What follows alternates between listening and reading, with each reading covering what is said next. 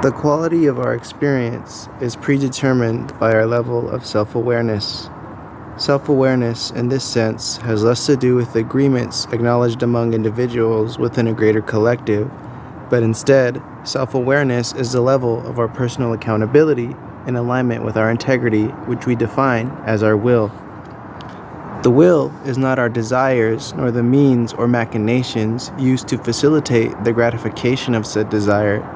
Instead, the will is the level in which we can be honest with ourselves, and thus the level of clarity we can access within our sensory perception. When we dilute ourselves with externalized components, that which we comprehend as our environment and those whom occupy the space, we decentralize power away from ourselves. Personal power is not the force by which we can command and assert ourselves over others. Rather, it is the ability to express and intellectualize the part of us that is authentic. Drawing deep from the parts of us that we attempt to conceal, even unto ourselves, and especially ourselves, it is through this concealment we often commit to things out of alignment of our true will. This creates a cycle where instead of ruling over our emotions, we allow our emotions rulership over us.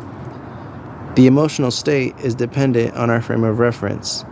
This frame of reference is predicated on conditioned models of what we define as security.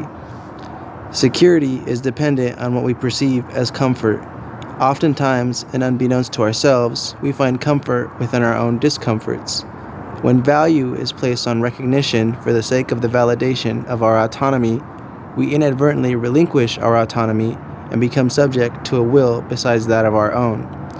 Effectively speaking, this makes us stuck within a paradigm, and thus our behavior forms a pattern. This pattern then becomes our reality and actualizes itself, and we confuse our reality with that which is truth. Upon first thought, this statement would be ridiculous juxtaposed with what we accept with our experience. Yet it is exactly that, acceptance. We accept that which we make ourselves aware of, and what we become aware of is what we become accountable for, because only you can truly tell you what to do and how to think. This creates a symbiotic relationship between our thoughts, the intent, and the actions we perform based on those intentions. Intent can only emanate from the aforementioned place of honesty or of one of deceit, which ultimately is self-preservation. Self-preservation then is the enemy of vulnerability, and vulnerability becomes the champion of the unknown. And it is through the exploration of what is unknown that we discover something new about ourselves, the world around us, and the roles we play. We become rejuvenated within our vision, and with this renewed vision, a breakthrough occurs. This breakthrough is the difference between our mortal and immortal self, immortality being the part of us that is complete.